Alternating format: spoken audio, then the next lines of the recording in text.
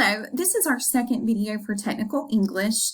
In our first video, I mentioned our syllabus. I would encourage you to look below week 1 and to print out kind of hard copies or at least save to your laptop or desktop the information regarding my contact information, which you'll find under Module 2, and then also under Module 3, also underneath Week 1, certain sections of the syllabus, which would be the online weekly schedule, method of its evaluation, and policies and procedures.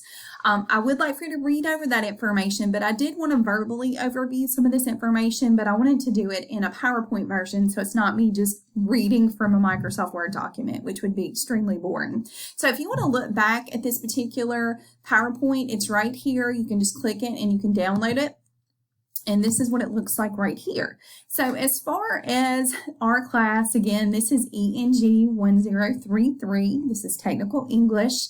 Just some basic information about myself, because I know you want to know who I am as a person, as your instructor. I am originally from Ellisville, Mississippi. Most know Ellisville because of Jones College, which is another junior community college that's located in Mississippi, and also the very famous movie Free State of Jones with Matthew McConaughey that kind of put the area and region on the map, I guess, as far as on a national spotlight. I actually did attend a junior college. Jones College was actually known as Jones Junior College when I attended there, and I attended for a year, and then I transferred to Mississippi State University. I received my undergraduate degree in secondary English education, got my teacher's license, and I decided at the end of my degree program, after I graduated, that I wanted to continue my education, and I stayed on as a graduate student. While I was a graduate student at Mississippi State, I was a teaching assistant. And at Mississippi State, you don't assist in teaching. You actually are teaching. So I remember when I was 21 years old, I was teaching 18-year-olds like developmental English and then English Composition 1. So I was kind of thrown to the wolves. That's the best way to describe it. So I've been pretty much teaching college at the, either the university level or community college level since, the early 2000s. As far as kind of my interaction with the community college system, my last semester at Mississippi State, I actually drove to Meridian Community College, and I taught a night class 2 nights a week at Meridian Community College.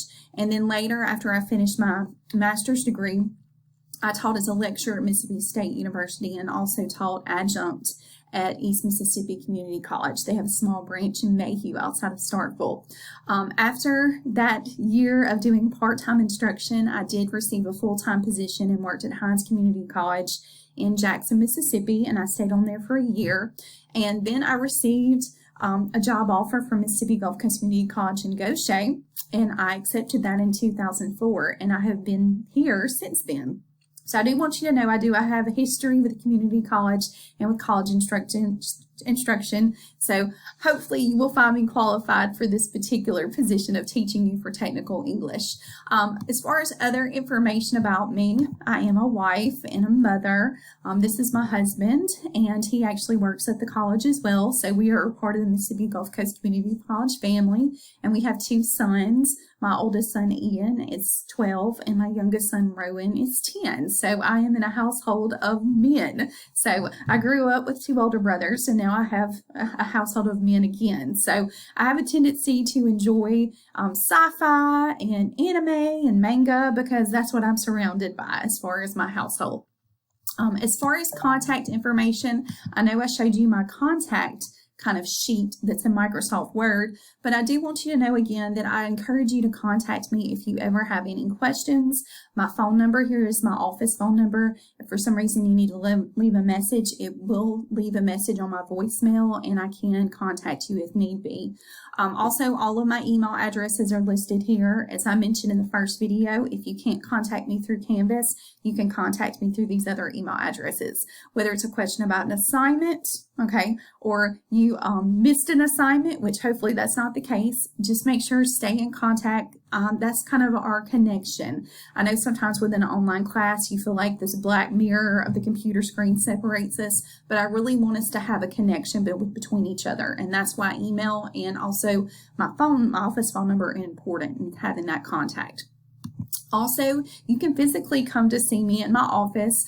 Unfortunately, because of COVID-19, our offices have been relocated so we can safely distance from each other. So my temporary office is actually located in the STEM building in room 123. And I do have that map here for you. This is actually my old office, unfortunately, which is in the Learning Resources Center. But my new office is in the STEM building 132, which that's on the first floor. So please stop by and see me during my office hours. Now, I know many of you want to know how your grades are going to be calculated this semester. So under the methods of evaluation, this is on, of course, the hard copy syllabus, but also here, you're going to be doing several assignments this semester that are within the aspect of technical writing, okay, or writing within the workforce. You are going to have an online discussion this week. It is going to be more of a get to know you discussion, but I will expect you to follow, kind of formal writing, which I mentioned some of those things in the first video, and I will go into more detail in the video with the online discussion. You are going to be learning the rules of netiquette, essentially etiquette in an online environment, and you will be doing that online discussion using those modes of netiquette, but also you'll be using netiquette in 2 emails that you're going to compose. One to an instructor here at Mississippi Gulf Coast Community College. It can be me or another instructor. And also you're going to be creating a more professional email to, it can be a fictional manager, supervisor. This is going to be an email that's unsent. It's just going to be a draft because I want to ensure that you know how to send a professional email to someone in the workplace. Now, later you are going to have an employment packet that you're going to create, and that's going to be composed of a cover letter and a resume. And I want to ensure that you do that correctly. So as you're going out to, look for your dream job and attain it, you have good professional documents to be a reflection of who you are professionally. Now, this is an English class, so you can probably imagine we are going to have some grammar lessons. I've got to ensure that you avoid fragments and comma splices and run-ons, okay, and also subject-verb agreement errors in your writing assignments and also in your future assignments that you have in the work environment. So we need to prevent those. So there will be some grammar lessons and quizzes that are involved within those units. Also, you're going to have some professional letters because you will be tasked at time in the workplace to write business letters. You're going to write a letter of inquiry as well as a sales letter. And also, sometimes within your workplace, you will be tasked to write instructions, maybe for a coworker or a subordinate who's coming in that you're training. And those are going to be essentially instructions that you would give someone within the workplace. Also, you're going to be writing a problem and solution memo where you address a problem that you see in your workplace and you suggest a possible solution or solutions to that problem. And you do it within the strategy of a memo document. Now, probably the biggest assignment this semester is going to be your proposal project. And I call it a project because it is compiled of several assignments. You are going to be writing a project proposal. This can be something that deals with your personal community or your professional community. Okay, and when I say personal community, it could be within the city where you live. Professional community could be within the job environment where you are. The proposal will be essentially you addressing a problem that you see in that community, and you're going to be offering a solution that you think would be feasible. And this is your proposal of that project. There's going to be several sections. Each of those are going to be submitted separately. And then later in the semester, you are going to be submitting those in a final project proposal. You're going to notice, again, there's different sections from the cover letter, the cover page, table of contents, executive summary, introduction, situation, benefits, okay?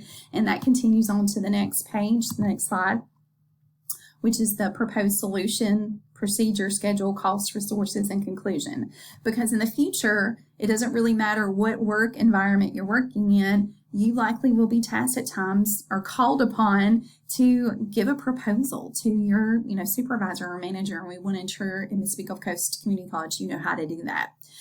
You also will be tasked to write a progress report that could be relating to the proposal that you're writing, the progress of it, or it can be another project that you would like to discuss.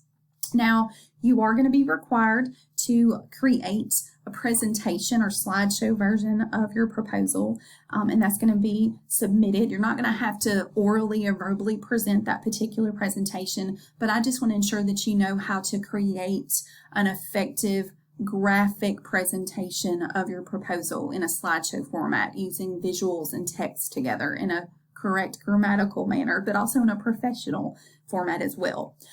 Your final is not actually an exam. It's going to be a final submission of your proposal, all of those sections compiled into one. You are going to have to do the final proposal essentially in a proctored testing environment. In many ways, it probably will not be that easy for most of you. If you've already completed all the sections in your proposal, all that you're going to do is you're going to copy and paste into a text box all of those sections into a long document, and you're going to submit it in a proctored testing environment. I would encourage you to try to schedule your proctored testing time period as soon as possible. Next week, I will give you more information on the dates and times that will be available, but please don't do that during the week of the final exam because it's hard to schedule those because everybody, all the students are trying to schedule their exams. If you have any specific questions about any of these assignments, I'll be happy to answer those, but I'm definitely going to be giving you tons of information regarding the assignments. You're going to have handouts, student examples, sections in the textbook to read, also websites that give you examples and more information about each of these assignments. Also, I'm going to provide instructional videos that explain how to complete them. So I don't want you to be nervous in these assignments. I know it's overwhelming when you see them all listed together, but this is going to be over the progression over the next few weeks. So that's how your grade is going to be calculated. On each of these slides, I kind of overview the assignments and kind of their worth. Some of them even have some of the rubrics so you can see how I'm going to grade these assignments. I'm not going to go through these and read them to you. That would be really boring. But if you want to pull up the slideshow version of the syllabus, feel free to look at these. Again, this is just one example. It talks about your online discussion. This is the rubric that I will use to grade it. Same thing, I continue with your emails and also employment writing. And in the employment writing, I give you the example of the cover letter and the resume rubric as well.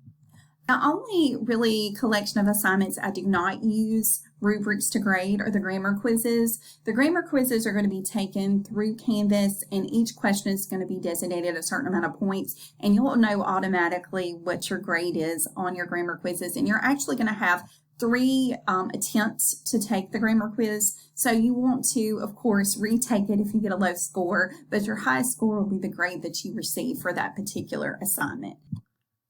Now, the majority of your assignments are going to be written, and you are going to be submitting those through Canvas. I do want to ensure that you understand that with your assignments, those that are actually going to be typed and submitted into Canvas, you need to ensure that you submit those assignments on their due dates, okay? Also, if it's a document, such as, a hypothetical email that you're going to be drafting in Microsoft Office or Microsoft 360 or Google Docs, okay? Or later on, it could be any of those letters, okay? Or your project proposal assignments, okay? You're likely to be typing those in a document creator. Make sure that you submit your assignments in these formats that I mentioned, and you do need to submit them on their due dates. If for some reason it's Sunday night, okay, and there's an assignment that's due and Canvas just crashes, you can email me the assignment. Just if you can take a screenshot showing that there's an error in the submission.